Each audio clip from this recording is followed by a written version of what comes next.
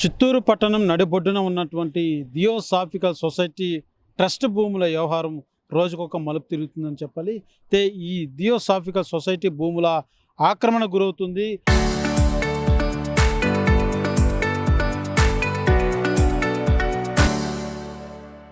ఆ భూములన్నీ కూడా రియల్ ఎస్టేట్ వ్యాపారం చేసుకుంటున్నారు కొంతమంది అధికార పార్టీ నేతలు, అదే రకంగా ప్రతిపక్షానికి చెందినటువంటి కొంతమంది నేతలు కలిసి మూకుమ్మడిగా సొసైటీ భూములను దోచేస్తున్నారంటూ కూడా రాజకీయంగా పెద్ద దుమారమే రేగినటువంటి పరిస్థితి. అయితే ఇదే అంశం మీద వైసీపీ చెందినటువంటి మాజీ నేత బుల్లెట్ సురేష్ కూడా హైకోర్టులో రిట్ పిటిషన్ దాఖలు చేసినటువంటి పరిస్థితి ఉంది.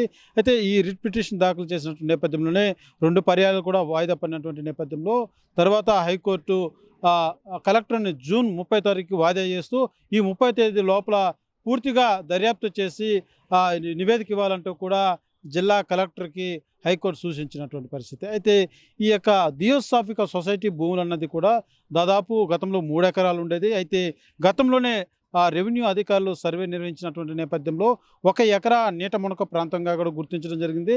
మిగిలినటువంటి 2 ఎకరాలు కూడా థియోసాఫికల్ ట్రస్ట్ సంబంధించినటువంటి భూములు ఉన్నటువంటి పరిస్థితి. అయితే ఇందులో 2 బిల్డింగ్లు ఉన్నటువంటి పరిస్థితి ఉంది. ఈ బిల్డింగ్లన్నీ కూడా అప్పటి నుంచి ఉన్నటువంటి ఈ బ్రిటిష్ కాలం లాంటి బిల్డింగ్లో కూడా అప్పట్లో హనీబీ సెంట్ కావచ్చు, మహాత్మా గాంధీజీ కూడా విడిది చేసి వెళ్ళేవారంటూ కూడా కొంతమంది తెలియజేస్తున్నటువంటి పరిస్థితి. అంత చారిత్రకాలైనటువంటి సొసైటీ భూములు అంటూ కూడా తెలియజేస్తున్నటువంటి పరిస్థితి. అయితే రాజకీయంగా కూడా పెద్ద దుమారమే రేగుతుందని చెప్పాలి. ఇప్పటికే ఈ అంశం మీద ఇటు వైసీపీ సంబంధించినటువంటి మాజీ నేత బుల్లెట్ సురేష్ కావచ్చు, అదే రకంగా కాంగ్రెస్ పార్టీ చెందినటువంటి వారు కావచ్చు, అనేక మంది రాజకీయ పార్టీ నేతలంతా కూడా తీవ్ర స్థాయిలో మండిపడుతున్నటువంటి పరిస్థితి ఉంది. ఏదైతే ఈ థియోసాఫికల్ భూములు అన్నది కూడా దాదాపు 150 కోట్ల విలువ చేసేటువంటి భూములు, ఎంతో చారిత్రకమైనటువంటి కట్టడాలని ఈ రకంగా ఒక రియల్ ఎస్టేట్ వ్యాపారం కోసం అధికార పార్టీ నేతలు కూడా కుమ్మక్కయ్యి ఈ రకంగా దోచుకోవడం సబబు కాదంటూ కూడా తీవ్ర స్థాయిలో విమర్శలు నిలబడుతున్నటువంటి పరిస్థితి.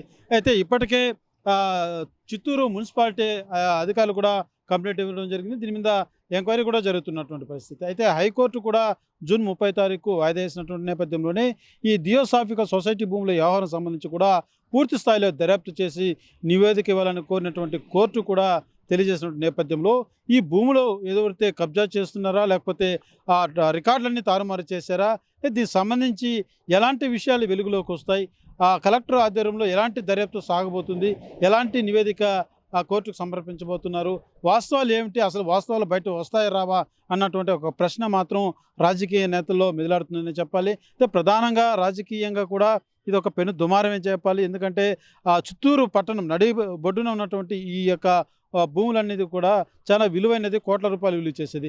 అలాంటి భూముల్ని నైట్కి నైటే ఆ బిల్డింగ్లన్నీ కూడా డిమాలిష్ చేయడం, ఆ యొక్క ల్యాండ్ అంతా కూడా చదును చేసి రియల్ ఎస్టేట్కు వ్యాపారాలు చేసి ఇప్పటికే కొన్ని రిజిస్ట్రేషన్ కూడా 2-3 ఫ్లాట్లుగా కూడా రిజిస్ట్రేషన్ చేసినట్టుగా కూడా కొన్ని ఆరోపణలు నిలబడుతున్నటువంటి పరిస్థితి. అయితే వాస్తవాలు ఏంటి, దీనికి సంబంధించి పూర్తి స్థాయిలో కలెక్టర్ ఏ రకంగా దర్యాప్తు చేసి హైకోర్టుకు నివేదిక ఇవ్వబోతున్నారో వేచి చూడాల్సిన పరిస్థితి మాత్రం నెలకొందని చెప్పాలి. అయితే థియోసాఫికల్ సొసైటీ భూములు మాత్రం ఎంతో చారిత్రకమైనటువంటి చరిత్ర కలిగినటువంటి భూములు, బ్రిటిష్ కాలం నుంచి కూడా ఉన్నటువంటి ఇలాంటి సొసైటీ భూములు కాపాడుకోవాల్సింది పోయి ఈ రకంగా కబ్జాలు గురి చేయడం తగదంటూ కూడా రాజకీయంగా పెద్ద దుమారం జరుగుతున్నటువంటి పరిస్థితి ఉంది. అయితే చూడాలి దీనికి సంబంధించి ఎలాంటి నివేదిక అటు కలెక్టర్ కావచ్చు, అదే రకంగా స్థానికంగా కూడా మున్సిపాలిటీ అధికారులు కూడా కంప్లైంట్ ఇచ్చినటువంటి నేపథ్యంలో ఎలాంటి నిజాలు బయట రాబోతున్నాయనేది మాత్రం వేచి చూడాల్సిన పరిస్థితి ఉందని చెప్పాలి.